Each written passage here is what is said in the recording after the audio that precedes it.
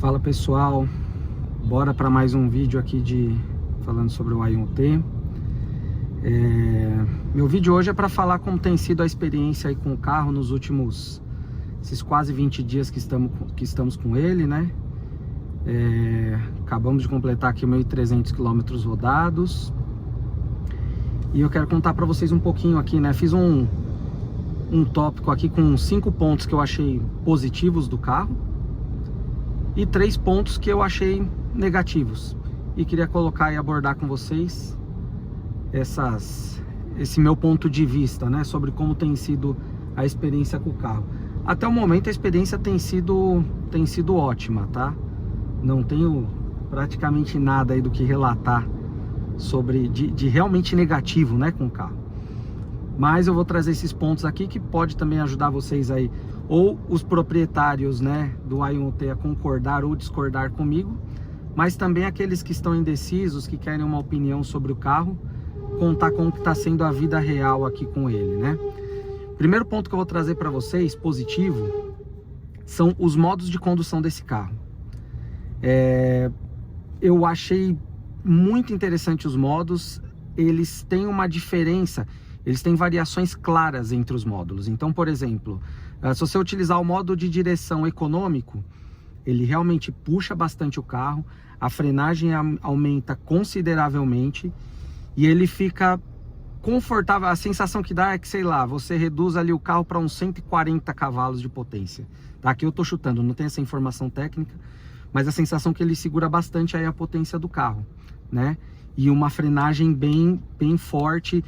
Então, dentro do ciclo aqui que a gente faz na cidade, ele é bem interessante, acaba sendo bem interessante.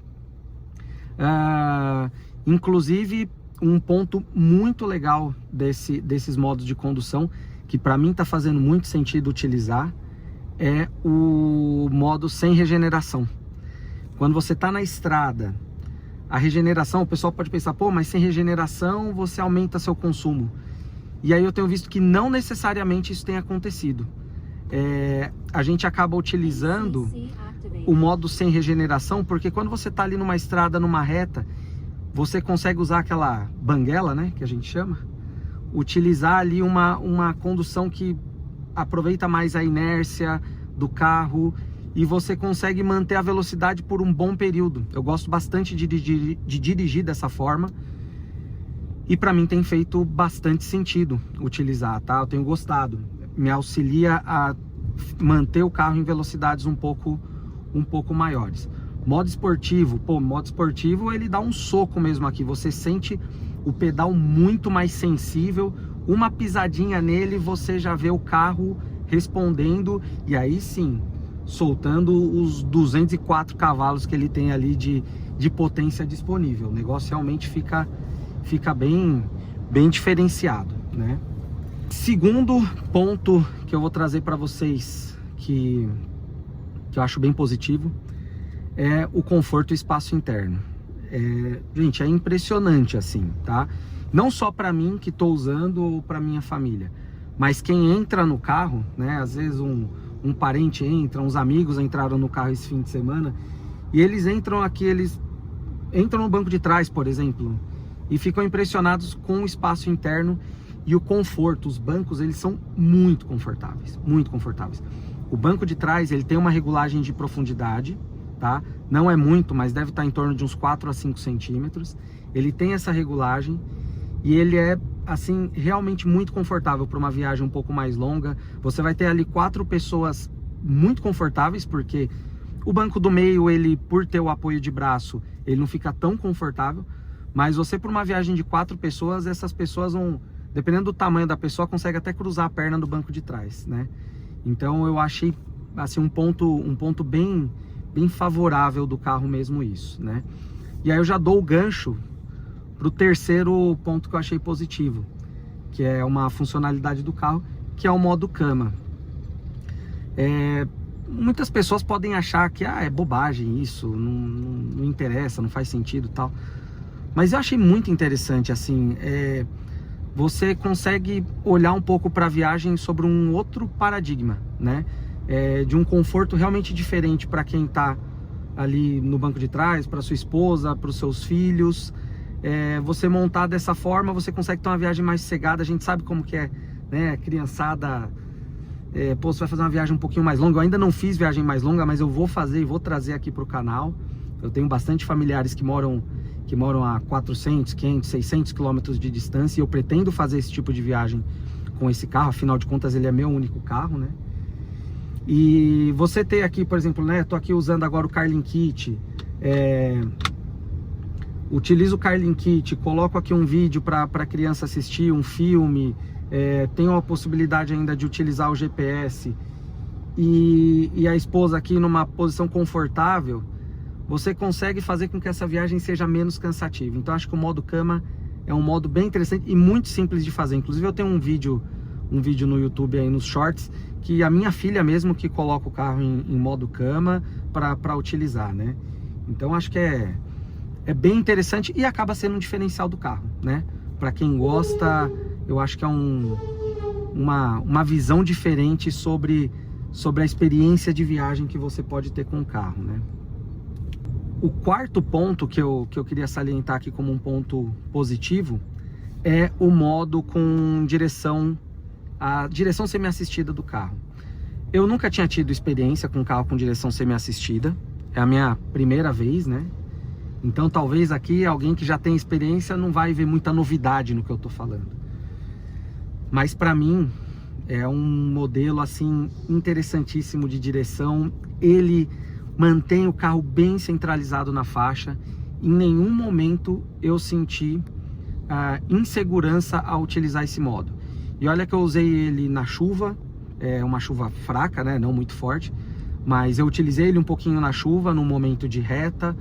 Eu utilizei ele fazendo curva na estrada a 105 por hora, uma curva até fechada, e ele mantém o carro enquadrado na faixa central perfeitamente, né? Tô gostando muito de utilizar. Eu fiz até agora 2 viagens com esse carro e eu confesso que eu utilizei mais até do que eu imaginava esse modo. Eu acho que eu vou continuar usando, porque viagem é cansativo, né? Muitas vezes para o motorista, e você ter isso, você consegue relaxar um pouquinho, às vezes vai fazer um lanchinho, claro, sempre aqui com as mãos próximas do volante, né? Ele pede para cada, não cheguei a contar, mas entre 30 segundos e 1 minuto, ele pede para você colocar a mão, então você tem que ter esse nível de atenção. Mas eu tô gostando muito, é bastante, você vê que é um modo bastante ajustado, tá? A única dica que eu dou, pelo que eu utilizei ele até o momento, é o seguinte: por exemplo, aqui eu tô na Marginal Tietê. Evite utilizar o modo semi-assistido com manutenção de faixa na pista da esquerda. Porque ele mantém bem centralizado na faixa. Só que ele não conta que nós temos aqui a faixa de motos que fica no meio das 2 faixas, né? Então eu notei que ele fica muito centralizado, e aí você corre o risco de algum motoqueiro chiar e acontecer algum problema, porque ela fica mais centralizada. Então você vê que os carros que estão na frente parados sem uma direção assistida, eles normalmente já jogam o carro um pouco mais para a esquerda. Então o que eu aconselho? Vai utilizar a faixa assistida? Utiliza a partir da 2ª faixa, que vai dar certo, você vai ter uma experiência agradável e sem correr risco, sem medo de um motoqueiro querer levar seu retrovisor ou alguma discussão, alguma coisa do tipo, tá? Esse é o único conselho que eu dou aí para vocês referente ao uso. E o 5º ponto positivo do carro, né? Como não poderia deixar de ser, é a autonomia. Quando eu comprei esse carro, eu fiz várias pesquisas, né? Muitas pesquisas mesmo a respeito. Embora o carro não tivesse sido lançado no Brasil, então eu buscava até em canais de YouTube no exterior, Austrália, os mercados onde esse carro estava sendo lançado, para que eu pudesse ter uma referência de qual seria a autonomia do carro, né? Confesso que quando foi lançado e foi colocado a autonomia de 310 no Imetro, eu fiquei um pouco decepcionado. Pensei, pô, tem alguma coisa de errado com esse carro, né? Pode ser que a gestão ali de eficiência da bateria não seja tão boa, embora eu ficasse pensando, porque a GAC sempre foi uma marca focada nessa experiência, nessa eficiência de bateria. A gente vê isso pelo Ion V, o próprio Ion Y, que apesar de não ser um carro que foi tão vendido, ele é um carro com uma autonomia interessante, né? Você vê os testes reais, assim, as pessoas sempre tendo acima do Imetro, da mesma forma que o Ion V. Mas depois de ver esses vídeos, procurar o máximo de conteúdo, eu resolvi dar uma chance pro carro. E realmente, assim, não é, a gente brinca falando que o Imetro errou, né? Quem sou eu para falar sobre como o Imetro trabalha ou não, né? Eles devem ter os modelos dele de avaliação. Mas assim, é fato que esse carro faz muito mais do que o Imetro possibilita. Mas muito mais mesmo, tá? Eu ainda não consegui encontrar dentro do dia a dia, nesses quase 20 dias com o carro, eu não consegui encontrar uma situação onde eu olhasse aqui o consumo e o carro fizesse exatamente o que o Imetro indica, que são os 310 km, né? Eu fiz uma viagem de 409 km sem carregar e ainda me sobrava 40 de bateria. E eu fiz uma outra viagem que a estimativa daria uns 394 km com eu pisando mais, andando ali entre 110 e 130 por hora. Então é uma diferença assim considerável pro índice que o Imetro estabelece, né? E o que é legal também é que assim é bastante linear. Eu, por exemplo, peguei o carro com 8% de bateria na estrada na semana passada e eu não senti que quando ele baixou dos 10% ele começou a baixar repentinamente a bateria. Eu senti que o consumo dele foi linear por todo esse período. Isso é interessante, é importante, porque dá uma tranquilidade pra gente quando tá usando o carro, né? Então esse eu acho que é o principal ponto desse carro. A autonomia dele mesmo, eu não diria que ele cumpre o que promete, porque na verdade ele entrega mais do que a promessa do Imetro, por exemplo, tá? Então esses foram aí os 5 pontos que eu saliento. Tem mais coisa, mas eu acho que a gente vai trazendo com o tempo, né? Com o tempo de conhecimento aqui do carro, né? Que a gente ainda está se adaptando a alguns aspectos, né? Mas junto a isso, né? Eu aproveito para trazer 3 pontos que eu acho negativos no carro, dentro dessa minha experiência ainda curta, tá? Primeiro ponto negativo é o GPS nativo do carro. Eu acho que o GPS nativo, ele tem tudo para ser bom, mas ele ainda não é. E por que eu pego no pé nessa questão de GPS? Né? O pessoal pode pensar, pô, mas você tem Google Maps, você tem o Waze para utilizar. Só que a única forma que eu tenho de utilizar o GPS no cluster, no painel do carro, é pelo GPS nativo. E é interessante você deixar aqui o painel, né? O painel não, a multimídia livre em algum momento e utilizar o GPS no cluster. Eu acho até bonito o interface dele no painel aqui inicial, ele fica bem legal. Porém, eu fiz alguns testes, eu coloquei ele para ir em alguns lugares que eu já conheço. E assim, parte de trânsito, ele tá adequado, ele tá, parece que bem atualizado. Só que ele coloca a gente para fazer uns caminhos que não dá para entender, tá? Para você ter uma ideia, eu tava indo numa região que eu conhecia e ele mandou eu entrar numa rua à esquerda. E essa rua, ela era uma viela que não entrava carro. Então se fosse num lugar que eu não conhecesse, eu ia ficar perdido ali. Então acho que precisa dessa atualização, ele precisa ser mais otimizado para o uso. E eu tô aqui em São Paulo capital, teoricamente o lugar que mais deveria estar atualizado é aqui, né? Então eu acho que é um ponto interessante para gente avaliar e um ponto de melhoria para GAC, né? Segundo ponto, eu não consigo mostrar agora aqui, mas a entrada de USB do carro, ela é horrível, de horrível acesso. Ela fica na parte de dentro aqui do cockpit, na lateral direita aqui. E eu entendo que eles tiveram que mudar aqui a entrada de USB, porque tem essa caixinha, né? O famoso forninho aqui, que a gente utiliza. Mas o local onde ficou o USB é difícil a gente conseguir ter acesso. A minha mão não é grande. e para mim tem sido difícil o acesso. Então eu imagino para quem, às vezes uma pessoa com a mão muito grande vai ter dificuldade de chegar no local do USB. É um ponto que eu acho que o engenheiro aí, ele deu uma falhadinha, né? Então, por exemplo, o que eu tenho feito até, eu deixo o USB conectado e na hora de desconectar eu tiro, por exemplo, o Carlin Kit, né? Eu tiro só o Carlin Kit do USB e não tiro o cabo. Fica um pouco mais fácil de manusear, né? Mas é uma bola fora do carro, né? E o último item, que esse acho que é um pouco óbvio até, mas preciso falar sobre, que é o controle de voz do carro ser em inglês, né? Eu já falei, eu acho que um pouquinho sobre isso.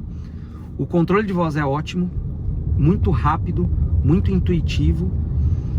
Você fala, mesmo que não seja no inglês perfeito, ele responde você rapidamente. Então, pô, quero abrir a janela, ele abre a janela de forma rápida. Quero abrir o teto solar, ele abre rapidamente. Mas se ele fosse em português, seria muito mais simples de mexer e aí nós utilizaríamos mais funcionalidades dele. Porque quando nós olhamos o manualzinho com essas funcionalidades do carro, né, do controle de voz, você vê que tem muita coisa que dá para fazer. Mas você utilizar isso em inglês, para quem não domina o inglês, pode ser chato. Então acho que esse é um ponto que a GAC precisava atualizar rápido. Vai valorizar muito a experiência nossa como proprietários do carro, tá? Mas de resto, gente, assim, aproveitando, né? Se eu tive algum problema com o carro até o momento, em 20 dias, um problema só que eu posso citar, que é um probleminha que eu tô ainda avaliando porque aconteceu 2 vezes só. Quando eu abro aqui o teto solar, né? Quando eu abro a persiana, às vezes quando ela chega bem no fim, eu acredito que o tecido, ele deve estar dando uma dobradinha, alguma coisa do tipo, e ele dá um pequeno estalo quando a persiana termina de entrar. Já deu para ver que realmente o tecido ele engancha um pouquinho e não é um problema necessariamente do teto, né, da persiana abrindo. Então assim, é uma coisa que aconteceu 2 ou 3 vezes, eu abro com muita frequência a persiana, só não está aberta agora porque tá bastante sol hoje. Então é um problema que, se eu ver que persiste, que continua acontecendo, provavelmente na primeira revisão eu levo na concessionária, vou evidenciar com vídeo alguma coisa e levo para eles. Talvez até eu mesmo consiga resolver isso. Então foi a única situação, porque de resto o carro, a experiência tem sido realmente muito boa, é um carro confortável, é um carro gostoso de dirigir, agradável, né? A família está gostando muito também. Então acredito que tem sido, se hoje alguém me perguntar se vale a pena a compra, eu digo que vale muito a pena sim, tá bom? Então é isso, pessoal, se inscrevam aí no canal, curtam o nosso conteúdo. Fim de semana vai ter mais conteúdo sobre autonomia, tá? Vamos fazer mais uma viagenzinha aí, vou trazer a autonomia desse carro sobre um outro aspecto. Não vou dar spoiler ainda, mas vai ser bem interessante. E bora para os próximos vídeos, bora curtir o carro. Um abraço a todos, fiquem com Deus.